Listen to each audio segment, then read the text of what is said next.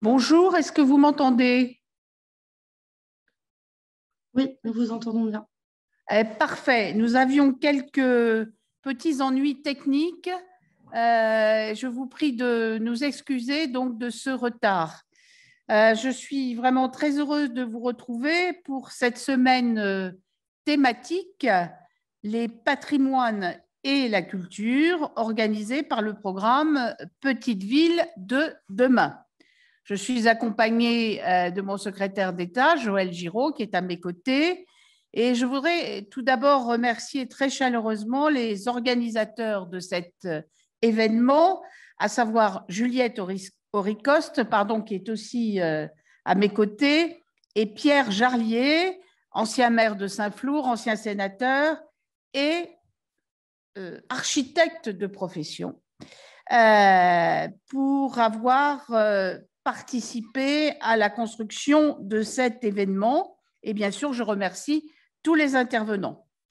Je voudrais souligner le caractère, bien sûr, interministériel et partenarial de cet événement qui associe le ministère de la Cohésion des Territoires, mais aussi le ministère de la Culture, ainsi que les associations Sites et Cités remarquables de France et Petites cités de caractère, la Fondation du patrimoine, la Fédération des parcs naturels régionaux et l'école de Chaillot. Évidemment, cette représentation est parfaitement, comment dire, adaptée aux compétences qui existent dans toutes ces associations et ministères pour parler patrimoine et bien sûr culture. Bien sûr, je remercie aussi ma collègue Roselyne Bachelot qui a accepté d'intervenir aujourd'hui et qui soutient largement cette initiative. Alors, peut-être dire que cet événement est emblématique de la méthode de travail de l'Agence nationale de cohésion des territoires dans le cadre, bien sûr, de ces programmes. J'ai regardé avec attention le programme de cette semaine thématique et mon seul regret est de ne pas pouvoir assister à l'ensemble des séquences. Vous m'en excuserez par avance, mais vous savez peut-être, je commence un long temps législatif au Sénat avec la loi 4D. Alors, les sujets traités correspondent en effet à de vrais besoins pour les élus locaux, intégrer la culture dans un projet de territoire, connaître les moyens disponibles en matière d'ingénierie pour poser un diagnostic, agir sur l'habitat patrimonial et donc faire le lien entre les habitants et un projet global, et enfin faire du patrimoine un levier, bien sûr, d'attractivité. Avec ces séquences, nous retrouvons exactement l'ambition portée par l'Agence nationale de cohésion des territoires, celle de mettre à disposition des collectivités des moyens en ingénierie pour les aider à faire émerger leurs projets, faire émerger et ensuite à les porter, bien sûr. Pour ce faire, les programmes territorialisés de l'agence misent notamment sur le partenariat, la création des synergies, la mise en réseau. Et Petites Villes de demain, le plus jeune d'entre eux, s'appuie exactement sur cette méthode. La variété des intervenants de cette semaine thématique, et notamment le dialogue entre des intervenants issus de l'État, des partenaires établissements publics et des élus locaux, me semble à cet égard à la fois novateur et enrichissant. La création des clubs PVD, et notamment bien sûr de celui consacré à la culture et au patrimoine, est également une initiative qui me semble devoir être saluée, car elle correspond à un vrai besoin pour les élus d'échanger, de se retrouver et de partager de bonnes pratiques. J'en parlais d'ailleurs dès ce matin.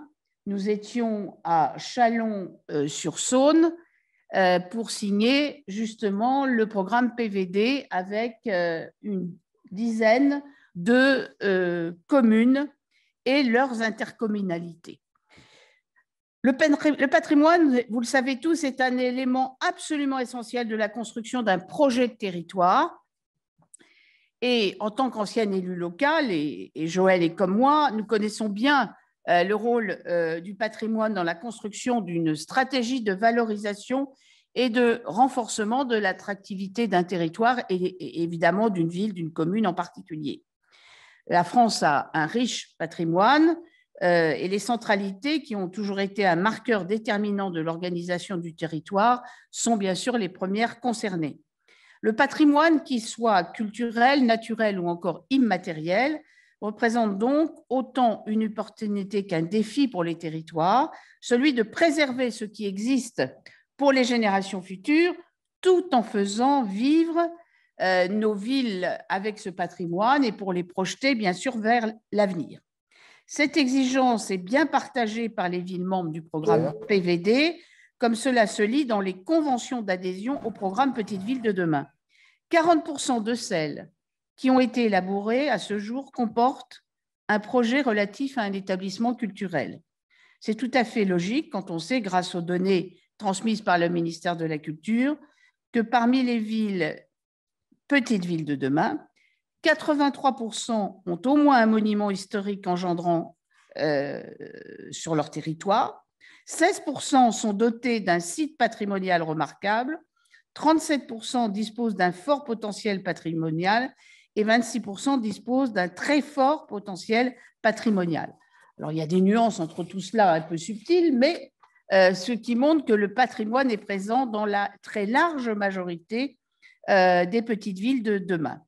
Nous avons donc décidé, en lien avec le ministère de la Culture, de prendre ce problème à bras-le-corps en signant au début de l'année 2021 une convention avec la Fondation du patrimoine, qui est un partenaire privilégié du club PVD. Ça me rajeunit, parce que quand j'ai été élu conseiller général à l'époque, je n'avais pas de responsabilité particulière, mais j'ai été fière à l'époque de persuader le président du Conseil général de signer une convention qui existe toujours en Loir-et-Cher avec la Fondation du patrimoine. Donc, je suis très heureuse de la signature au niveau national.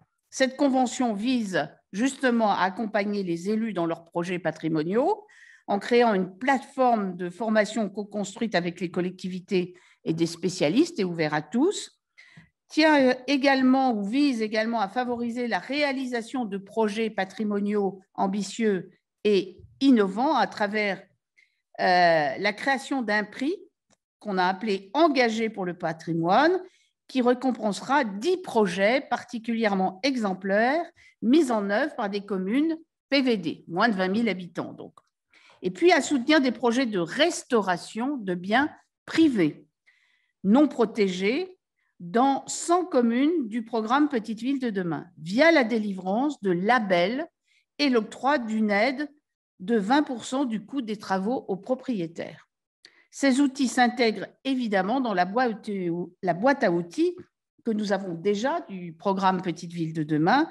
Et bien sûr, ces outils ont vocation à vous accompagner dans la mise en œuvre de vos projets patrimoniaux, que ce soit des grands projets ou des petits projets, car le petit patrimoine rural est aussi quelque chose de très important dans nos PVD. Voilà, je vous ai dit l'essentiel de ce que je voulais vous dire. Peut-être en concluant que pour moi, la sauvegarde, l'accompagnement du patrimoine, c'est quelque chose de fondamental dans toutes les villes de France, bien évidemment. Action Cœur de Ville est aussi concernée, mais je suis très attachée, comme je viens de le dire, au patrimoine qui irrigue aussi nos petites communes rurales. Je vous remercie. Et nous allons poursuivre cette ouverture de semaine thématique sur les patrimoines et la culture dans les petites villes de demain avec Monsieur le ministre Joël Giraud, secrétaire d'État chargé de la ruralité. Merci et bonjour à toutes et à tous. À mon tour, je voulais vraiment remercier très chaleureusement les organisateurs de cet événement. Certes, Juliette Auricos qui est à nos côtés ici, mais également de façon, j'allais dire, très amicale et personnelle, Pierre Jarlier, parce que c'est la preuve que les élus qui ont mis en place l'agenda rural, qui l'ont élaboré, assurent un suivi. C'est ce que nous souhaitons d'ailleurs avec Jacqueline Gouraud, ici présente, parce qu'il est important que celles et ceux qui ont mis en œuvre ce programme soient également celles et ceux qui puissent le suivre. Et aujourd'hui, nous avons un exemple de service après-vente ou de service après-vote, peu importe, d'une grande qualité. Le programme Petite Ville de demain, il suscite, et je le vois à chaque fois que nous signons une convention, un grand mouvement sur le terrain. Au jour d'aujourd'hui, nous en sommes environ à un peu plus de 500 conventions qui ont été signées pour au total 1600, un peu plus de 1600 petites villes de demain qui ont été sélectionnées. Et je dois dire que cette semaine thématique sur le patrimoine et sur la culture est une occasion formidable d'approfondir le travail qui a été commencé et je m'en réjouis vraiment.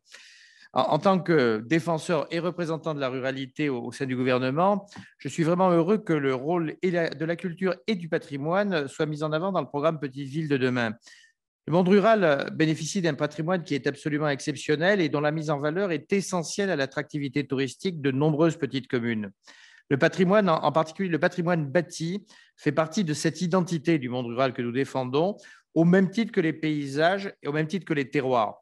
L'une de vos 4 séquences de travail, d'ailleurs, porte justement sur le patrimoine comme facteur d'attractivité pour les économies locales. Les échanges d'expériences sont très utiles pour mettre en place ou enrichir une politique touristique qui est patrimoniale et culturelle. Je peux en témoigner, comme l'a dit tout à l'heure très bien Jacqueline Gouraud, ayant dû, en tant que maire d'une commune rurale de montagne des Hautes-Alpes, mettre en place une telle politique pour reconvertir un territoire qui avait subi un important déchirement au niveau de son industrie. Bien, finalement, c'est le patrimoine industriel qui a pris le relais dès le départ pour relancer une politique qui, en France, à l'époque, était un peu moins soutenue que d'autres. C'était plus des politiques qui étaient soutenues dans les pays anglo-saxons qu'en France. Aujourd'hui, tout cela a heureusement bien changé. Alors, la convention avec la Fondation du patrimoine est une grande et une très belle avancée. L'embellissement des centres-villes, des centres-bourgs va être encouragé grâce à la délivrance d'au moins 100 labels par an à des projets de restauration de biens privés. Cette action, qui est prévue par notre partenariat et par l'agenda rural, est une composante d'une politique beaucoup plus large de soutien et de renforcement des petites centralités. Ces petites centralités, elles maillent, elles structurent le monde rural, elles doivent être soutenues dans leurs projets de revitalisation. C'est parce que ce ne sont pas des projets égoïstes qui ne concernent que la centralité, mais qui irriguent bien sur tout le territoire qui se situe autour du bourg-centre. C'est pourquoi, dans le cadre du programme PVD, le programme Petite Ville de demain, nous menons une ambitieuse politique pour la ruralité avec le déploiement des espaces France Service, par exemple, la généralisation de la 4G et de la fibre, ou encore des opérations de revitalisation des territoires, les ORT, dont vous avez tous entendu parler, et qui vont être d'ailleurs facilitées dans le cadre du projet de loi 4D, dont l'examen débute avec Jacqueline au Sénat mercredi. Écoutez, pour ce qui me concerne, je voulais vraiment vous remercier pour votre engagement et votre implication. Le monde rural en a vraiment besoin. Et je me réjouis par avance du succès de cette semaine thématique du Club des petites villes de demain. Merci beaucoup, Monsieur le ministre. Merci beaucoup à tous les trois d'avoir accepté d'ouvrir cette semaine thématique du Club des petites villes de demain. Après cette ouverture avec nos 3 ministres, je vous propose de découvrir les projets et réalisations de 3 petites villes de demain. Nous allons commencer le Tour de France avec Plombières-les-Bains dans les Vosges et le témoignage de Madame la maire Lydie Barbeau, suivi du retour d'expérience de Monsieur le maire de Porto-Vec en Corse du Sud, Jean-Christophe Angelini. Et nous finirons dans la Nièvre, à la Charité-sur-Loire, avec Luc Jolivel, chef de projet, qui nous présentera là aussi les réalisations et projets. Nous prendrons quelques questions aux intervenants à l'issue de cette séquence et reviendrons sur un temps d'échange en fin de rencontre. Donc, n'hésitez pas tout au long de la présentation de nos 3 grands témoins à faire part de vos questions sur leurs projets, sur leurs réalisations, sur les difficultés aussi qu'ils ont peut-être rencontrées. Et nous prendrons ces questions à l'issue de leur présentation. Je vous propose donc de commencer avec Madame Barbeau, donc maire de Plombières-les-Bains, qui a notamment beaucoup travaillé sur les enjeux de participation citoyenne avec une politique des petits pas. Mais je n'en dis pas plus et laisse la parole à Madame le maire si elle est bien connectée, mais je l'ai vue Oui, tout à l'heure. je suis là. Je suis là. Vous m'entendez? Bonjour, très bien, je vous Bonjour. laisse la parole. Merci.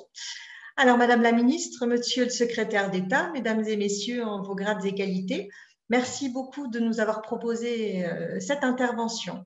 Donc, la ville dont je suis maire est une petite ville de 1700 habitants, une petite cité de caractère, atypique dans le sud des Vosges, atypique dans le sens où c'est une cité thermale qui a été qui a été créée par les Romains il y a plus de 2000 ans et que depuis 2000 ans, nous accumulons l'histoire et toutes les richesses que cela implique. Le plus fort héritage de notre passé est ce qui nous vient de Napoléon III. Donc, tout ce qu'on peut voir aujourd'hui dans Plombières, en aérien, je dirais, date de Napoléon III, et en souterrain, date des Romains.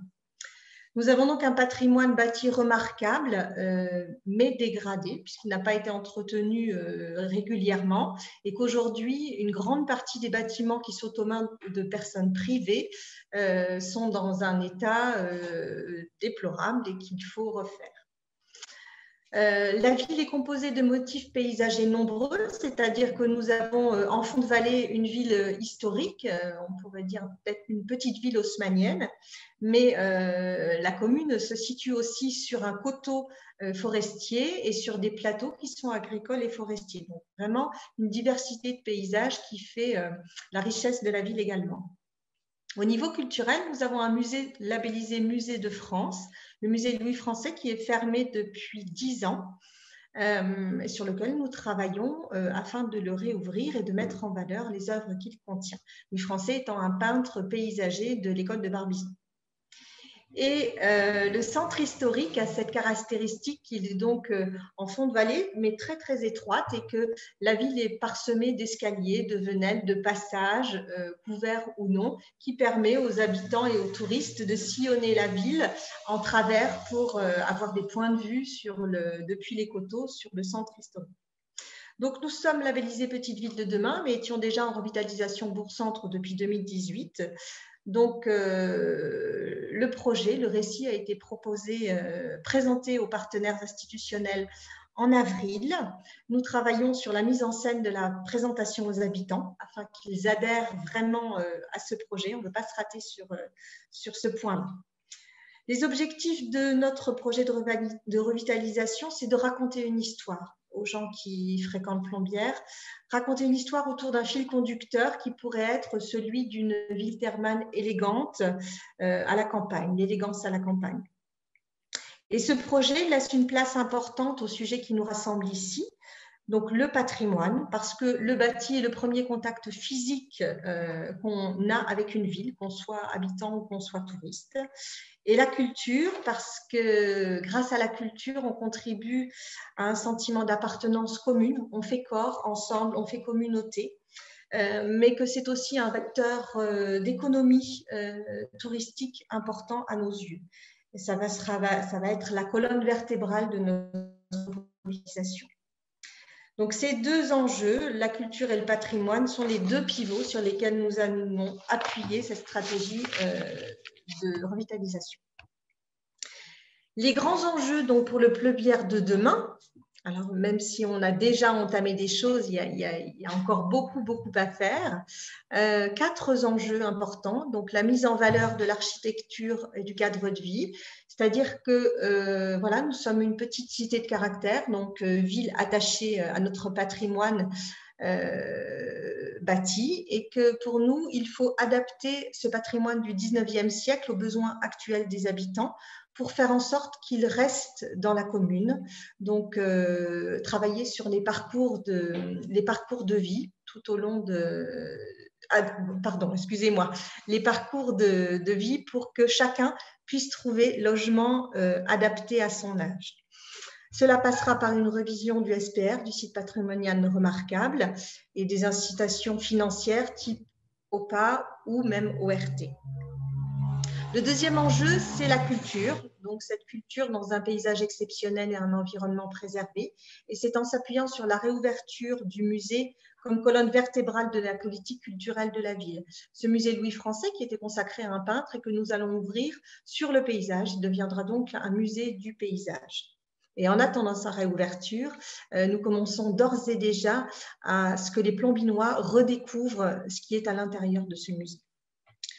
Troisième enjeu, c'est s'appuyer sur l'artisanat d'art, le tourisme en général, pour sortir de notre mono-industrie qui est le thermalisme, qui aujourd'hui est dans les mains des privés. Et c'est parfois difficile et que quand un privé est défaillant, il prend en otage toute la ville. Donc, on veut vraiment sortir de ça et s'appuyer sur les autres forces du territoire qui sont le tourisme dans sa globalité, l'artisanat d'art et aussi la brocante à Plombières pour développer cela. Dernier enjeu, faire de Plombières un carrefour de toutes les mobilités, c'est-à-dire relier ce centre historique en fond de vallée dont je vous parlais tout à l'heure, aux hameaux et qui sont sur les plateaux par des sentiers thématiques. Donc, nous sommes une ville thermale. Donc, le premier sera sans doute un sentier thématique à travers la présence de l'eau dans le territoire. Et en centre-bourg, une incitation à des mobilités actives mais douces, c'est-à-dire les VAE, vélos à assistance électrique, la marche à pied et tout ce qu'on peut imaginer d'autre comme mobilité douce. Voilà, j'ai essayé de rester dans le temps qui m'était imparti, mais je pourrais vous en parler pendant des heures, donc je vous invite à venir à Plombières pour voir comment ça se passe. Merci. Oui, Joël Giraud. Je voulais simplement, Madame le maire, vous assurer de la solidarité du gouvernement après l'orage de grêle apocalyptique que vous avez vécu et vous dire que nous serons bien sûr à vos côtés dans ce qui est pour votre commune. Je crois qu'il y a des dégâts relativement importants et au-delà de ce que vous venez de nous présenter et qui, bien évidemment, démontre votre volonté d'aller de l'avant sur cette magnifique commune que Jacqueline et moi, nous connaissons très bien. Ah, très bien. Absolument. Écoutez, je vous remercie, mais je voulais vous rassurer, les dégâts sont beaucoup moins importants que du côté impressionnant des images, vraiment. Voilà. Ah ben, tant mieux pour vous alors. Tant mieux pour vous et bravo pour votre présentation de votre ville. C'est vrai que j'ai passé régulièrement des vacances dans les Vosges et que j'ai eu l'occasion de me rendre plusieurs reprises à Plombières. Et vous avez déjà dans le département des Vosges, c'est vrai, cette route des Thermes qui est très intéressante. Et je comprends bien cette mise en valeur que vous voulez. Et bravo pour la réouverture du musée parce que je pense que ça va être un pivot central dans votre projet. Oui, Bravo. et j'ai un partenaire de confiance que vous connaissez bien puisque je suis aux maires ruraux avec Michel Fournier. Je suis sa vice-présidente et que ça permet de faire avancer des choses aussi. Ah ben alors, on est sûr de réussir alors. Merci, au revoir. Au revoir. Merci beaucoup, Madame le maire, pour ce témoignage enthousiasmant pour engager ce Tour de France. Je vous propose d'aller vers la Corse du Sud, à Porto-Vecchio, avec Monsieur Angelini, que j'ai vu également tout à l'heure, qui est là. Bonjour, Monsieur le maire. Je vous laisse présenter votre territoire, sachant que vous êtes maire de Porto-Vecchio et également président de la communauté de communes. Donc, en tant que président de la Comcom, avait également une autre petite ville de demain dans votre territoire, Boniface. Mais je vous laisse présenter tout cela. Tout à fait. Donc, Madame la Ministre, Monsieur le Ministre, Mesdames et Messieurs les élus, bon, merci pour votre invitation. Donc, effectivement, rappeler en ma double qualité de maire et de président de la Comcom dite du Sud-Corse, que nous avons donc deux villes qui ont été lauréates, hein, dirons-nous, retenues dans le cadre de l'appel à projet à candidature Petite Ville de demain, celle de Porto-Vecchio et celle de Bonifacio, qui est notamment connue hein, pour ses falaises et son patrimoine historique particulièrement fort hein, et renommé donc à l'échelle européenne, voire internationale. Donc on est aujourd'hui dans cette dualité heureuse, féconde, et dans ce binôme hein, de villes qui relèvent hein, du même territoire communautaire, au sens de l'interco, et en même temps du même territoire de projet, au sens d'une communauté d'analyse, de destin, de propositions, depuis un moment déjà, au regard de la géographie, des liens culturels, des liens familiaux, et plus généralement de la mise en tourisme d'un bassin de vie qui, à l'échelle de la Corse, hein, bénéficie aujourd'hui d'une culture assez avancée dans le domaine, et on peut même dire que l'on est pionnier hein, de ce point de vue-là, à l'échelle d'un territoire qui est devenu la première station touristique de Corse. Donc notre PCI, c'est en gros 13 000 habitants, avec Bonifacio, donc 3200 habitants, et, comme je l'ai un peu rappelé, une renommée mondiale, avec l'attractivité qui naturellement en découle. Une particularité aussi, qui est celle d'une pression démographique et donc touristique, y compris au sens d'un modèle un peu résidentiel, avec donc plus de 57% pour la seule commune de Porto Vecchio de résidence secondaire, avec ce que ça suppose de capacité d'accueil, de mise en service d'un certain nombre de réseaux, etc. On a donc, par voie de conséquence, d'une part, donc des centres historiques qui, malheureusement, tendent vers une forme de désertification et de difficultés, dirons-nous, d'attractivité, d'animation tout au long de l'année. Et d'autre part, donc, à l'intérieur de nos remparts, des difficultés d'accessibilité, avec ce que ça suppose là aussi de gestion réussie des flux touristiques et donc de nos résidents tout au long de l'année. Alors, dans ce cadre-là, et c'est l'une des raisons pour lesquelles on a répondu à l'appel à candidature, on a un enjeu très fort de revitalisation qui doit, de mon point de vue, pour rester dans les temps, consister à attirer de nouveau des habitants dans le centre ancien et notamment de jeunes actifs, même si on a vocation aussi, pour des raisons culturelles, sociologiques, économiques, à conserver donc nos anciens à l'intérieur donc de la ville-centre, et notamment de l'hypercentre, mais on a ce sujet donc d'accueil de jeunes actifs, d'acteurs économiques, etc. On a donc la question d'un centre-ville qui soit durable et accessible, avec une réflexion, j'entendais celle qui m'a précédé en parler également, donc sur la mobilité douce, sur des îlots de fraîcheur urbain, sur des espaces publics qui soient repensés, réinventés, avec en toile, dirons-nous, de fond, un transport public qui chez nous est électrique et gratuit pour la période, dirons-nous, ouverte il y a quelques temps. On a donc besoin en parallèle d'une stratégie commerciale qui soit adaptée, qui soit cohérente et bien sûr d'une dynamique de relocalisation des services et infrastructures publiques, tant il est vrai que l'hypercentre de Porto Vecchio, qui fait à peine 3 hectares, bien que renommé, bien que connu, a aussi besoin de cette dynamique-là au sens donc du service public et des flux qui vont en découler. Pour cela, donc, on va distinguer, comme d'autres, mais plus particulièrement chez nous, 3 types de patrimoine historique, le bâti, le naturel et l'immatériel. Donc sur Porto Vecchio, au contraire de Bonifacio, on a une démarche de préservation du patrimoine bâti qui est relativement récente. Porto Vecchio a longtemps été, vous le savez, reconnue et attractive pour la beauté de son patrimoine naturel, ses plages, son littoral, son golfe, palombage, etc. Alors même que le patrimoine bâti faisait, lui, figure de parent pauvre, voire donc d'abandonné. Bon, on a aujourd'hui des objectifs qui sont multiples.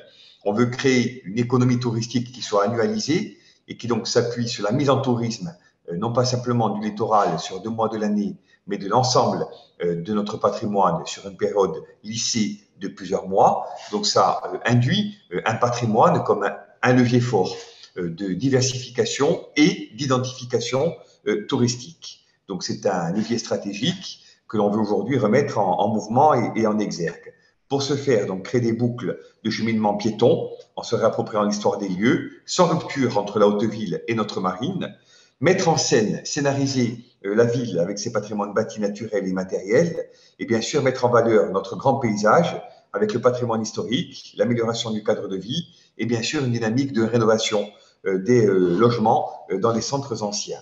Il s'agit bien sûr de renforcer également l'identification de ce patrimoine pour nos résidents, pour nos habitants et en même temps pour l'ensemble de nos populations touristiques avec un marketing territorial efficace qui donc s'appuiera sur un office de tourisme intercommunal dont Bonifacio et Porto Vecchio seront naturellement les pierres d'angle.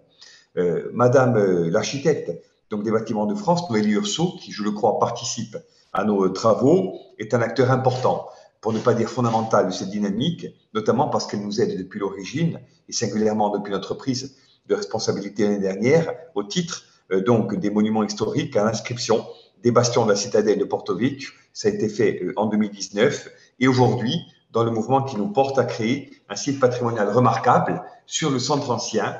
On a été appelé à en délibérer il y a peu et on est aujourd'hui dans cette dynamique donc de mise en œuvre.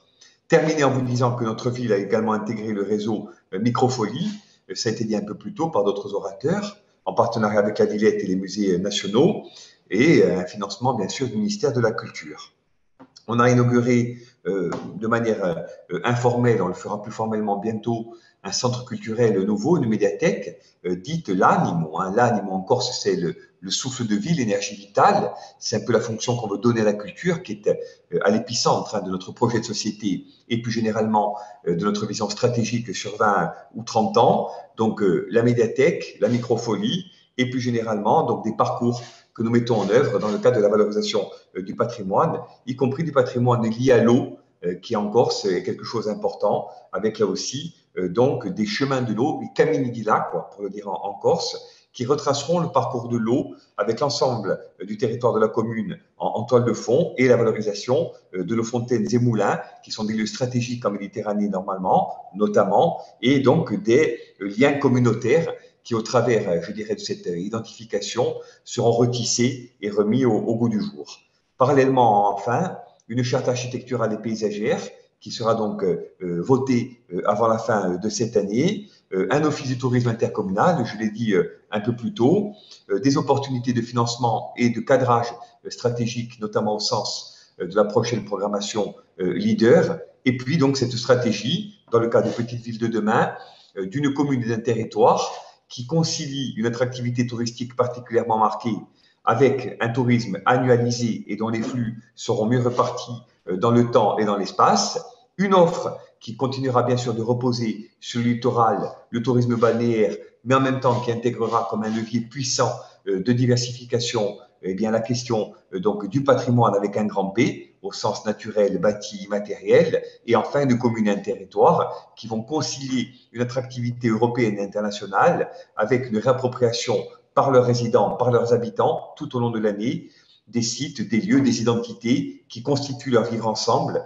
et qui nous permettront encore davantage d'avoir accès à l'universel à partir de particularités géographiques, culturelles, en même temps, bien sûr, que d'un rapport au temps et à l'espace particulièrement marqué chez nous. Donc, c'est un petit peu le sens de la dynamique qui est à l'œuvre. Merci beaucoup, Monsieur le maire. Merci beaucoup, Monsieur le maire. Votre exposé était évidemment très, très complet.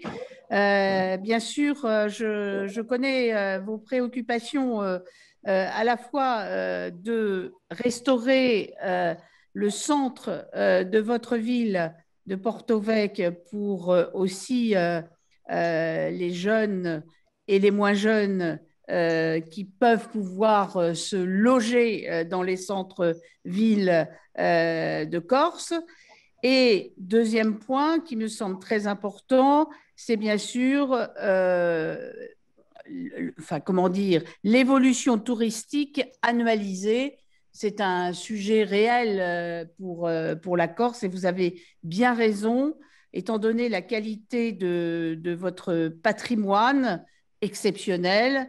J'y ajouterai votre voisin de Bonifacio, bien évidemment.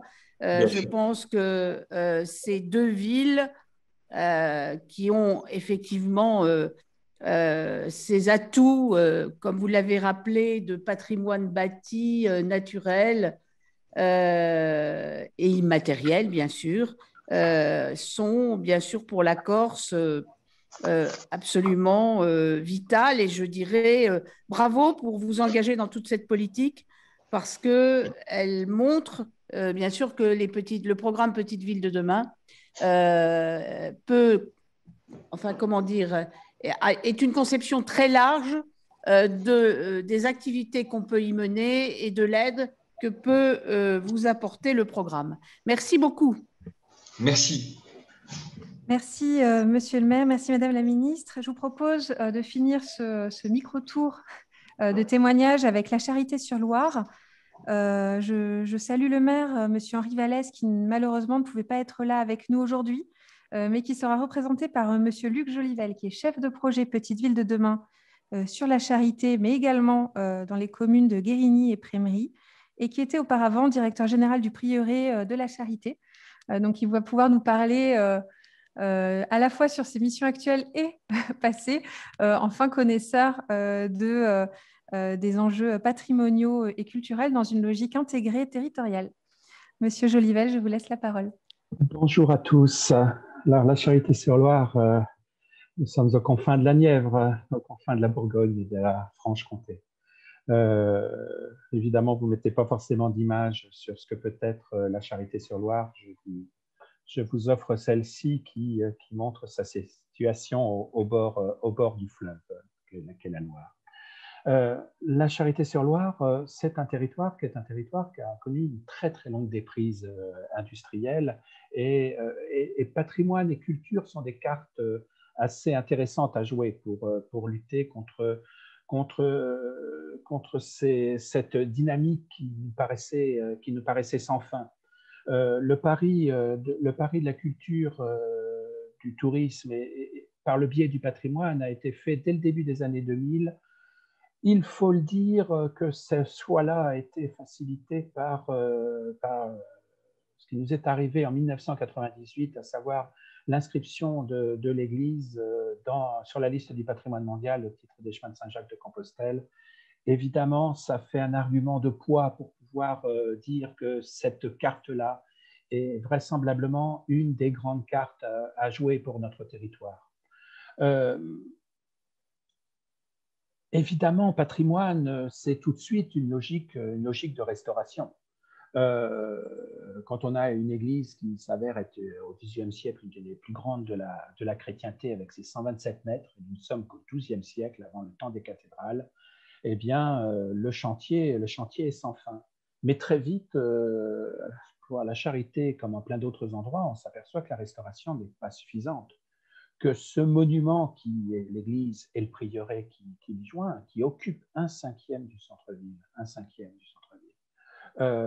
doit vivre. C'est l'essentiel, c'est le défi qui nous a tendu, qui nous attend toujours. Nos partenaires ont eu assez gentiment l'idée de nous accompagner, y compris dans un projet qui ne cessait d'évoluer, d'avancer, de se construire de façon très empirique. Je vous le redis, la commune de la Charité est une commune de 5000 habitants. Nous avons certes de bonnes fées, mais nous avons aussi des moyens humains, financiers, qui sont des moyens limités, mais nous faisons aussi beaucoup jouer les réseaux pour nous aider à avancer sur un projet comme celui de la Charité. Qu'est-ce que je peux vous dire de façon très... Je vous ai dit que le projet s'était construit. Oui, peut-être, Monsieur Jolivel, peut-être en 2 minutes. Oui, très vite. Super, je vous remercie.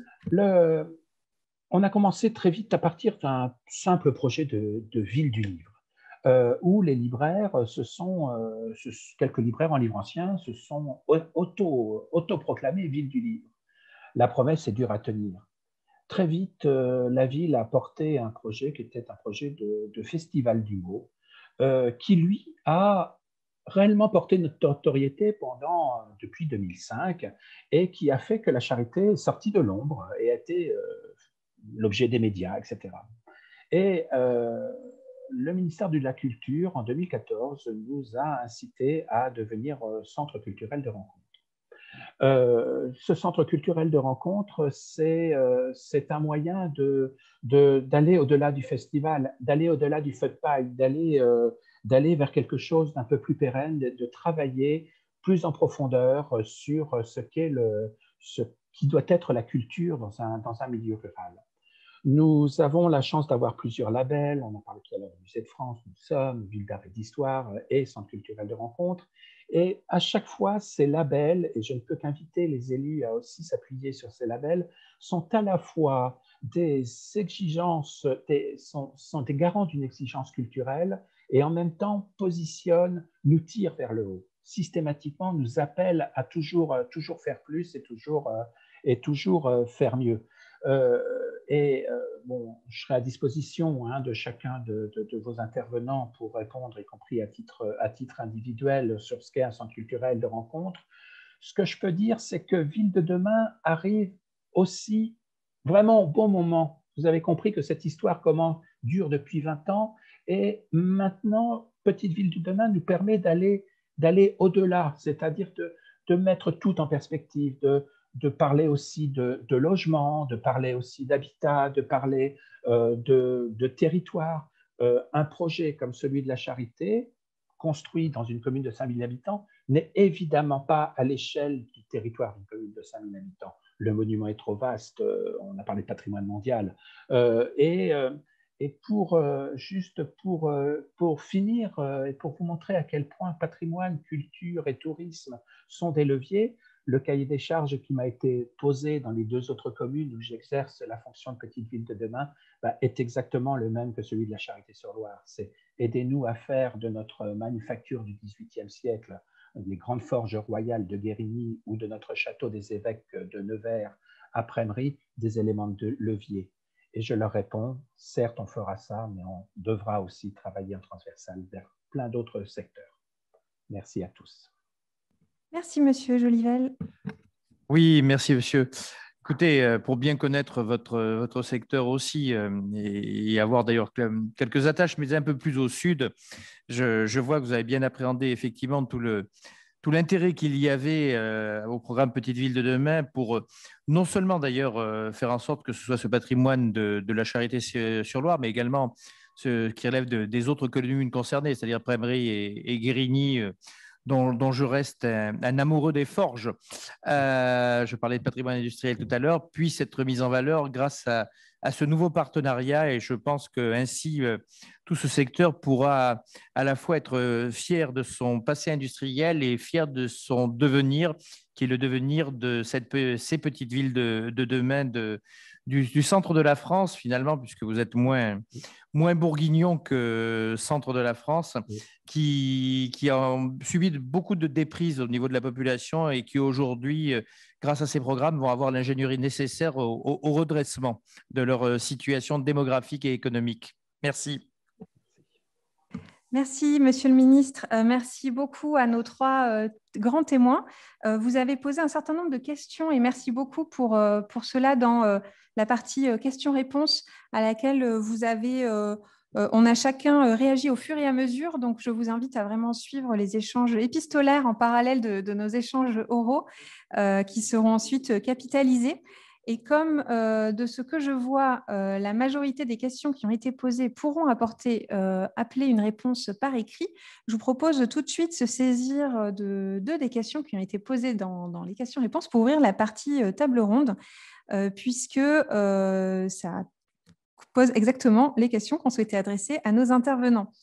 Comme vous l'avez vu, par les patrimoines et cultures, c'est déroulé en fait un projet de territoire à part entière, qu'on le prenne par un bout d'un établissement culturel ou un enjeu patrimonial existant ou encore un projet d'installation ou de médiation culturelle.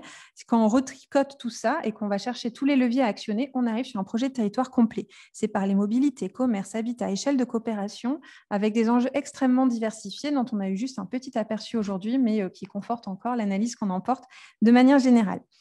Donc aujourd'hui, dans Petite Ville de demain, nous vous invitons à faire du patrimoine un volet de votre projet de territoire que vous pouvez faire figurer dès la convention d'adhésion au programme. Et d'ailleurs, on voit que c'est déjà le cas puisque lors de la formation des chefs de projet de la semaine dernière, nous vous avons posé la question et vous étiez plus de 60% à indiquer que vous souhaitiez ou vous aviez déjà mis des aspects patrimoniaux dans vos projets. Donc pour cela, dans le programme, on a à cœur de vous accompagner à travers une offre de service partenariale, comme vous le rappelez, Madame la Ministre plus tôt, des actions d'information et de mise en réseau, la semaine thématique, le socle initial de formation des chefs de projet, des actions complémentaires de formation, notamment la formation CNAM École de Chaillot qui sera disponible dès cet automne. Et désormais, après ce petit moment de publicité pour le programme Petite Ville de demain, il m'appartient d'ouvrir un dernier temps de cette rencontre qu'on va raccourcir un petit peu vu qu'on a pris un tout petit peu de retard et je vous prie de m'en excuser. Avec une question pour chaque intervenant, avant de reprendre un petit temps d'échange, nous allons avoir Monsieur Loyer Ascoué, chef du service patrimoine au ministère de la Culture, Monsieur Bertrand Munin, adjoint délégué général à la transmission au territoire et à la démocratie culturelle au même ministère, et enfin Stéphane Rodier de la Fédération des parcs naturels de France et par ailleurs maire de Thiers et président du parc naturel régional du Livradois-Forêt. Je vous propose donc de balayer trois questions, voilà. Donc peut-être Monsieur, Monsieur Loyer Ascoué, pour répondre à une des questions qui était sur laquelle vous avez été un peu interpellé dans les questions-réponses, finalement, à quoi ça sert? Qu'est-ce que ça peut apporter un site patrimonial protégé pour une petite ville de demain aujourd'hui, au-delà d'un titre supplémentaire? Bonjour à tous, Madame la Ministre, Monsieur le Ministre, bonjour à tous. Alors effectivement, un site patrimonial remarquable tel que, alors c'est la suite, c'est une évolution en fait à la fois d'outils culturels qui existaient précédemment, comme les secteurs sauvegardés, les ZPPUP, et qui depuis 2016, effectivement, on a regroupé en un seul outil beaucoup plus partenarial et dans lequel, effectivement, on prend en compte dans le règlement qui accompagne un périmètre les questions, effectivement, de maintien qui se posent en fait à l'ensemble des villes, et on a bien fait des exemples, le maintien des commerces, le retour de l'habitat, et donc l'amélioration de l'habitat ou du confort thermique de l'habitat. Tous ces éléments peuvent être pris en compte en même temps que la préservation du patrimoine. Donc, c'est un outil suivi par les DRAC, par les architectes des bâtiments de France, soutenu donc techniquement par les DRAC, mais également financièrement, c'est-à-dire que les études sont financées pour partie, généralement pour moitié, par le ministère de la Culture. Donc, c'est une façon à la fois de mieux connaître son patrimoine, ses potentialités, et puis d'accompagner effectivement son évolution et sa prise en compte dans le développement de la collectivité. Alors, cet outil-là, eh bien, il est en plus, en quelque sorte, de ce qui se fait déjà au titre du monument historique, par exemple, puisqu'en fait, un site patrimonial remarquable, souvent des monuments historiques dedans. Donc, les conservations régionales des monuments historiques privilégient notamment, ou peuvent le faire, en tout cas lorsque c'est la demande, les restaurations de monuments historiques privés ou publics inscrits dans des petites villes de demain. Et de même qu'on a cet outil complémentaire dont il a été question tout à l'heure, la convention tripartite avec la Fondation du patrimoine pour labelliser des travaux sur du patrimoine non protégé à l'intérieur de ces mêmes périmètres. Donc voilà, donc on a un assortiment d'outils qui permettent aux architectes des bâtiments de France, aux conservations régionales des monuments historiques, d'intervenir et d'accompagner en fait les collectivités dans leur prise en compte du patrimoine pour leur revitalisation. Oui. Rebonjour. Je crois que cette fois-ci, on n'aura pas un son horrible. Oui, je vois au hochement de tête que c'est bon. Excusez-moi. Madame la ministre Jacqueline Gourault et Monsieur le ministre Joël Giraud ont dû s'absenter puisque nous avons pris un petit peu de retard et je m'excuse pour les intervenants qui finiront cette séquence. Merci beaucoup, Monsieur Loyer-Ascouette, pour cet éclairage sur les sites patrimoniaux protégés. Et désormais, on avait une deuxième question pour Monsieur Munin, donc adjoint au délégué général à la transmission au territoire et à la démocratie culturelle du ministère de la Culture. Quels sont les dispositifs que le ministère de la Culture peut mettre à disposition des petites villes de demain? Quel accompagnement les DRAC proposent-elles et DAC proposent-elles? Puisque Madame la ministre de la Culture y a fait référence lors de son propos d'ouverture de cette semaine. Et on aurait souhaité que vous puissiez nous apporter un rapide éclairage, même si nous reviendrons sur tout cela tout au long de cette semaine.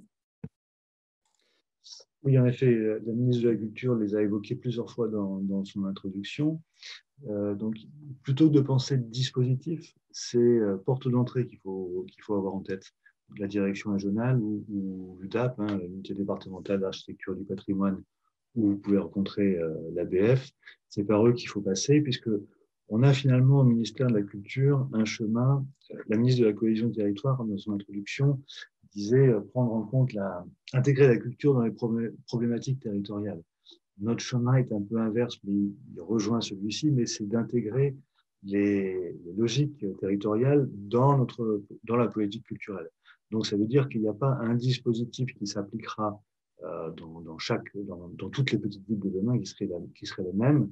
C'est une façon d'aborder le développement, l'envie de développer, soit par le patrimoine concret, réel, reconnu, labellisé ou inscrit ou classé, soit par le patrimoine vécu qui est celui des habitants, qui peut être parfois un patrimoine industriel, qui peut être parfois un patrimoine matériel, soit par le développement d'autres dispositifs qui ont été évoqué certains anciens, les centres culturels de rencontre dans un bâtiment patrimonial, certains plus récents comme les microfolies, mais ça peut être toute activité artistique, culturelle, du livre, lecture, cinéma, enfin, en passant par tous les champs. Donc, on peut dire qu'il y a une multiplication possible des dispositifs. À vrai dire, la vraie question à se poser, c'est quelles sont les ressources du territoire, quelles sont les forces de ce territoire sur lesquelles on a envie de s'appuyer. Et souvent, ça passe par un axe patrimonial, encore une fois, qui soit déjà inscrit, classé, ou qui fasse partie de l'histoire de la commune, qui soit ce patrimoine vécu que j'évoquais. Et la meilleure façon de pouvoir développer ça, c'est de pouvoir travailler avec la direction régionale à un projet sur 2 ans, 3 ans, en tout cas un chemin à parcourir ensemble pour pouvoir développer ce projet de territoire. Et ça peut prendre une multiplicité de multiples formes, on va dire, des plus récentes avec les contrats de relance et de transition écologique, dans lesquels la culture peut avoir sa place, mais les conventions de développement territorial et les conventions d'éducation artistique. Vous avez vraiment toutes les possibilités offertes et la meilleure solution, c'est d'abord de rencontrer la DRAC, de les faire venir chez vous et de pouvoir travailler à un avenir commun, en tout cas, de ce que vous voulez construire. Merci beaucoup, Monsieur Munin, et puis pour ce conseil très opérationnel que je me permets de répéter à l'envi. N'hésitez surtout pas à solliciter les services de l'État. Nous sommes là pour vous, pour vos projets.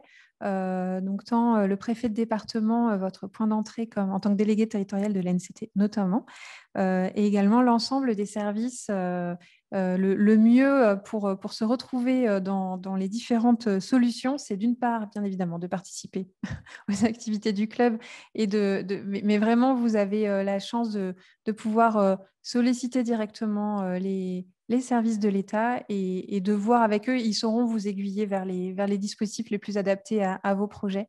Donc, n'hésitez surtout pas. Merci beaucoup, Monsieur Munin.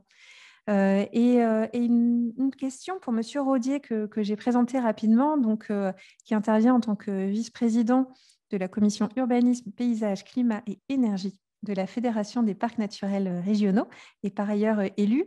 Et on aurait souhaité avoir votre éclairage sur les synergies nécessaires pour mener à bien un projet intégrant les différentes dimensions patrimoniales, notamment naturelles, bien évidemment, vu votre mandat au sein de la Fédération des parcs, puisqu'on a pu voir tout au long de cette séquence d'ouverture la dimension très plurielle des sujets patrimoniaux et comment les appréhender, qu'est-ce que les parcs peuvent faire pour aider les collectivités qui veulent s'engager dans ces réflexions et ces actions.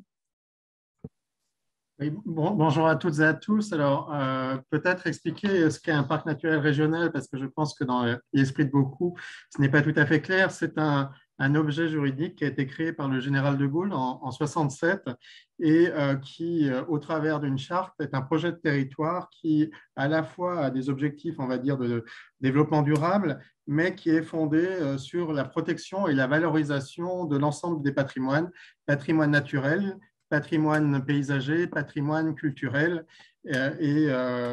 Ces patrimoines-là, d'une certaine manière, doivent être mis en avant au travers des chartes des différents parcs naturels régionaux. Comme c'est un projet de territoire, chaque parc naturel régional est différent l'un de l'autre et vont avoir des missions qui vont être différentes d'un territoire à un autre. Il y a certains parcs naturels régionaux qui ont des missions, par exemple, culture. Ça a été le cas du parc naturel régional du Livradois-Forêt à sa création, et donc on a mis en place un certain nombre de réseaux. Je pense par exemple à un réseau de cinéma sur l'ensemble du territoire rural du Livradois-Forêt, un réseau aussi permettant à des médiathèques de travailler en commun. Très concrètement, ce que peut apporter une démarche parc par rapport au projet Petite Ville de demain, c'est précisément cette transversalité des thématiques qui sont portées au sein des parcs, et dire aussi peut-être au nom de l'ensemble, je dirais d'une manière collective, c'est que les parcs naturels régionaux qui sont un peu le contrepoint des métropoles, ça a été un peu l'idée de départ de la création des parcs naturels régionaux. Nous sommes très heureux d'avoir un projet comme Petite Ville de demain qui structure, qui est un peu l'armature territoriale structurée de la France de demain et de la France rurale tout particulièrement. La manière d'accompagner des parcs, vous avez, par exemple, sur un parc tel que le mien, vous avez un atelier d'urbanisme qui aide à prendre en compte à la fois des thématiques assez courantes d'urbanisme sur une ville, mais en lien avec des aspects paysagers, en lien avec des aspects de biodiversité et du coup d'avoir une vision un peu transversale de l'ensemble de ces patrimoines qui, tous ensemble, ça a été dit au travers d'ailleurs des différents exemples des différents maires qui ont présenté leur projet Petite Ville de demain, ont à la fois des patrimoines d'ordre architectural, mais aussi d'ordre naturel. Madame la ministre de la Culture a rappelé aussi que nous pouvons accompagner au travers de l'atelier hors les murs. Il s'agit d'un dispositif d'assistance en lien avec des étudiants, particulièrement en master 1 ou master 2, de différentes écoles de pensée. Alors, ça peut être évidemment tout ce qui est lié à l'architecture, à la biodiversité, au paysage, à l'économie. On a une diversité assez large et ça permettra d'accompagner un certain nombre de petites villes de demain au sein des parcs naturels régionaux qui voudront bien réfléchir avec nous sur une thématique donnée.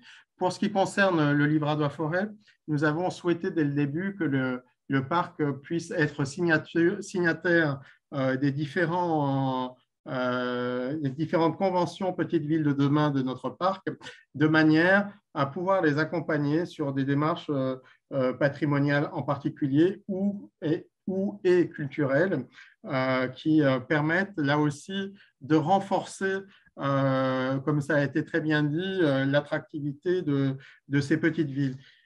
Peut-être dire en tant qu'élu de territoire, d'un territoire très rural, c'est qu'on note au travers de la crise actuelle que l'on vit, la crise du coronavirus, que l'on a un certain nombre d'habitants de grandes métropoles qui se réinterrogent pour investir des petites villes moyennes, telles qu'elles ont été présentées aujourd'hui. Et un des facteurs d'attractivité majeurs, c'est justement la culture et l'aspect patrimonial.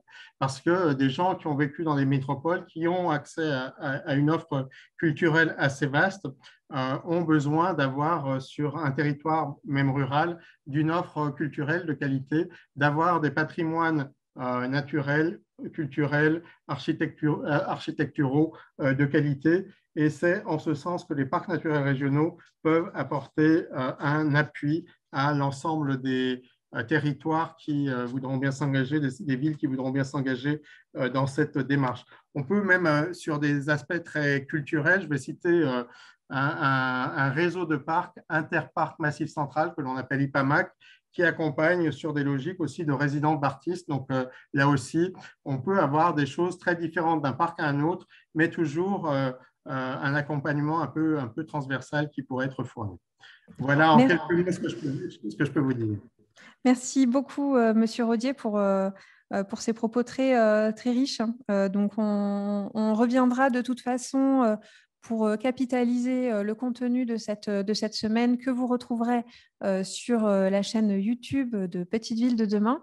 On est en train d'essayer également de concevoir une valorisation plus écrite des différentes contributions de chacun.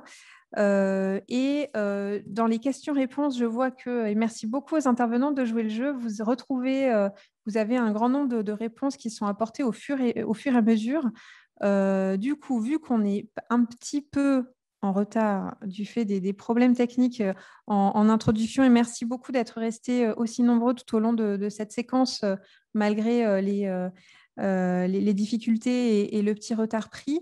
Je vous propose, sauf si je vois quelqu'un bondir derrière sa vidéo, de conclure ce temps d'échange et on regardera dans les questions-réponses qui ont été posées, qui n'auraient pas apporté de réponse, qui n'auraient pas eu de réponse pendant ce temps, de les intégrer dans les rendez-vous de la semaine. Puisque comme nous l'avons vu, les patrimoines et la culture permettent la création de sens et d'un récit commun qui sont vraiment le socle d'un projet de territoire pérenne et ambitieux et qui va embarquer les habitants et les forces vives du territoire. Et ce sont des véritables leviers d'attractivité qui nous interpellent aussi sur la durabilité de nos modes d'habiter nos territoires. Donc, merci beaucoup pour la richesse des interventions qui donnent vraiment envie de poursuivre le dialogue. Ce qu'on va pouvoir faire avec des temps plus interactifs sous forme d'ateliers dès demain, qui nous permettront d'en savoir plus sur le rôle d'un ABF, l'apport en ingénierie des partenaires du programme, comment on met en place une politique patrimoniale, comment on travaille aussi le modèle économique de tout ça. Le programme Petite Ville de demain, c'est votre programme.